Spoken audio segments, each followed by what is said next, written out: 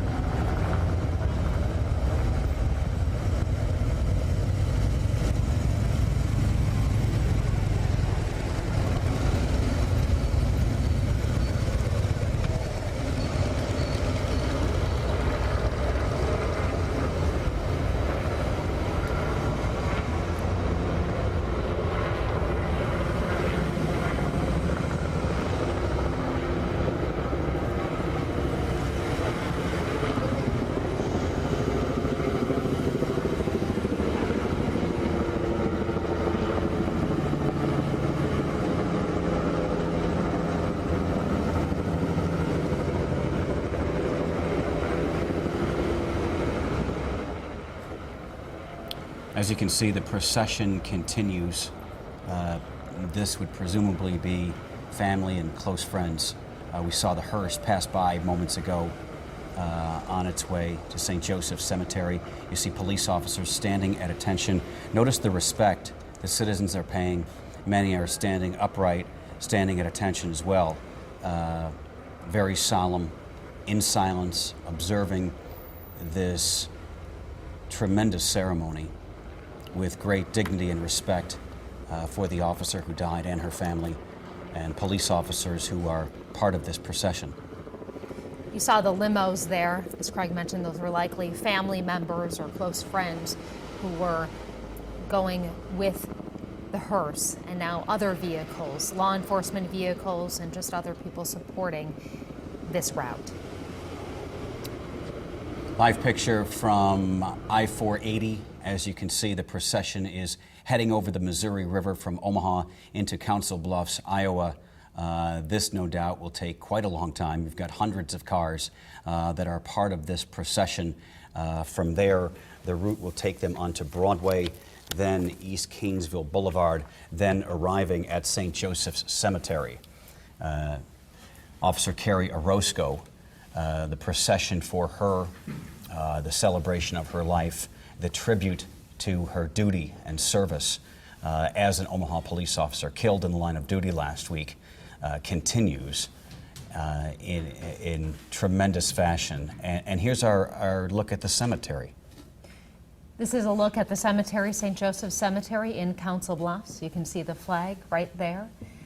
There are also the chairs set up. This is where the burial will be. St. Joseph's in Council Bluffs. Again, she is from Walnut, Iowa.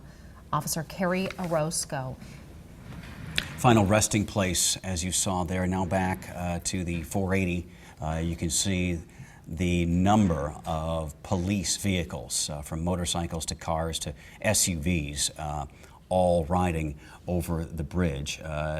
Believed to be the hearse right there, correct? I believe the hearse with the motorcycles flanking it. Escorting, yeah. Another vantage point here. As you can see, the procession is a long one.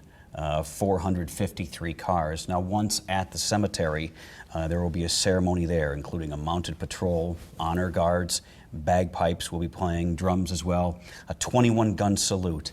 There will be a flag presentation to the family, Able 1 and the Nebraska State Patrol in the air with their missing man formation as well. Back at 10th and Douglas, here is part of the procession. These cars following behind the casket and the hearse, heading east into Council Bluffs, Iowa. Again, look at all those American flags. people who have brought their children out to say thank you and salute the fallen police officer. Back to the cemetery we go. St. Joseph Cemetery in Council Bluffs. Kerrie Orozco leaves behind her immediate family, Hector, their 3 children, and her other family. Her father is deceased. However, her mom, Ellen, is still surviving her and her siblings. She has 1 sister and 3 brothers. We saw them in attendance at the funeral, many of them still in the Walnut area, I believe. And you can see they are folding this flag right here. I believe this would likely be the flag that will be presented to Hector, her widower, Hector Orozco. They will present that. That is part of the ceremony. A lot of tradition. Craig was listing some of the things they'll be doing. A lot of tradition when it comes to an officer funeral. As you mentioned, her mother, of course, in attendance, and she had picked out the gospel today, the Beatitudes from Matthew. Blessed are the peacemakers, because she wants her daughter to be remembered as someone who desired to make peace.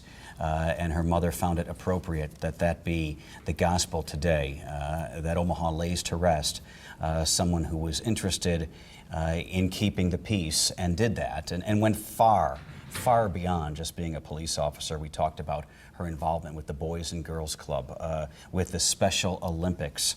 They knew her at the Boys and Girls Club coaching baseball as Coach K.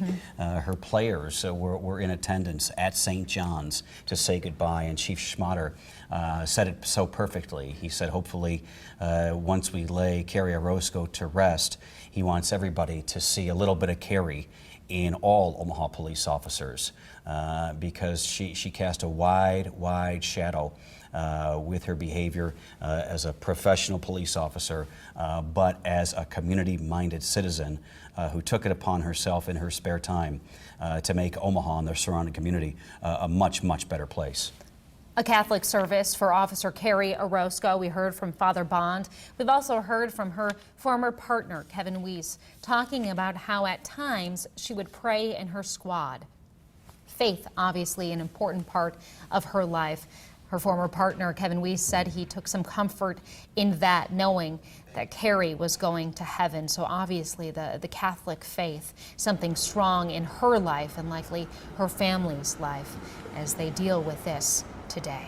As you can see, lots of Omaha police cars, from squad cars to SUVs. You saw police on motorcycles as well, all attending the funeral of their fallen comrade. As a result, the Douglas County Sheriff's Department, Nebraska State Patrol, police officers from Ralston and Bellevue, as well as Papillion and La Vista, and deputies from Sarpy County are covering the police calls that come in today, so that their police brethren can attend this funeral and say their proper farewell to Officer Kerrie Orozco. More live pictures here from Skyview shots, as well as DOT cameras, various vantage points back at 10th and Douglas on the left, and a Skyview shot on the right heading over the bridge into Iowa. We're seeing a lot of people wearing blue. We're also seeing people in support blue and those Kerrie t-shirts. I saw some in attendance there. They were being sold at the Hy-Vee. There were others from the First Responders Foundation. So people coming together, having various fundraisers to help the family, the Orozco family, as they deal with this terrible loss. Again, baby Olivia, her little girl who was born in mid-February, her due date was today. Her family likely looked forward to this date as a day they would be celebrating the birth of their little girl. And now they are laying to rest Officer Kerrie Orozco. However, they are also seeing the love and support of this great nation, everyone in our community and beyond. Look at the show of support right there. The flags flying, the cars going through as they proceed, taking her to her final resting place, and everyone a show of respect along the way. You see the flag that is greeting that procession, that large flag put up by the Omaha Fire Department in salute of their fellow public servant. And if there ever was a sound of silence, this is it. You've got thousands of people there, but yet so much respect just to watch in silence as the procession goes by. We should mention that school is out in Omaha, and so that has given the opportunity to parents who want to pay their respects to take their little ones and to teach them a lesson about public service, about respect and dignity, and burying one of our own, someone from the Omaha area who lost her life in the line of duty. And as you can see, people are craning their necks for a glimpse, but at the same time, very, very civil, very, very respectful as this procession plays out in front of our very eyes. You know, we see an officer's uniform and we're able to determine immediately it is an officer of the law. However, when you look at this line of people, you see the variations in all the different uniforms. And these are people from different agencies from our area and throughout the country. There are state troopers, there are deputies with sheriff's offices, and there, of course, are police departments. You can see the procession here. Here's a live look. Look at the flashing lights as they make their way to the cemetery, to her final resting place. Again, 453 marked cars are expected to be part of this procession.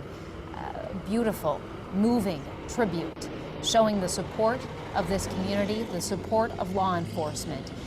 I think really what we're seeing here is law enforcement is in the center of this. Kerrie Orozco, of course, in the center of this, law enforcement, and then the community on the sides, showing that we are here to support you as well. It's not more visual than this. 18th and Broadway in Council Bluffs. We showed you when the procession arrived at 10th and Douglas. It has gone over the Missouri River and is now into Council Bluffs. As you can see, this is the start of the procession. Our Kevin Boughton's at that location at 18th and Broadway. Much like in Omaha, you can see that citizens from Council Bluffs have turned out to line the streets to catch a glimpse of the procession. Motorcycles leading the way, lights flashing. Look to the left, you see people with relatively large American flags paying their respects to an officer many they never even met, Kerrie Orozco, but they've come out to be part of the ceremony. Many in their hearts likely saying thank you for your service as a public servant. As Police Chief Todd Schmatter said at the funeral mass, he could not think of a better representative for police than Officer Kerrie Orozco. She just made you feel at ease. She was able to get people to look past the fact that she was a police officer, to look past the badge and just see Kerrie. And he said there was a little bit of Kerrie in all of us. Back now at 10th and Douglas. I think whenever there is something this tragic, this difficult to comprehend, it's human nature to try to find the good. We're seeing the good with people coming out. Omaha Police Chief Todd Schmatter also said, "We are truly blessed for the opportunity to catch a glimpse of Kerrie's life." We here, we're catching a glimpse of Kerrie's life, all that she did, but also the entire nation is catching a glimpse of Kerrie's life. His other message is to think of Kerrie and see that what she did, other officers are doing that too. I think so many of us are seeing what she did, the great works that she did outside the police department, her work with the Boys and Girls Club. I was listening to an interview she did, and she was saying that when she was out on the streets, working the streets, she would maybe see a kid playing basketball, and she'd jump into the game. She was trying to connect with people, feeling that if you can connect with children, connect with teens, maybe, hopefully, you can bridge that gap. You can turn their life around. You can show them that there is a different answer, that they don't have to turn to crime. She saw that crime firsthand, day in, day out, but she was hoping to make a difference. And there are so many officers that do that. They go into this to hope and make a difference. Yeah, as Chief Schmatter said, the nation really in the coverage has captured a glimpse of Kerrie's life, and he was proud that the nation has seen what she was all about.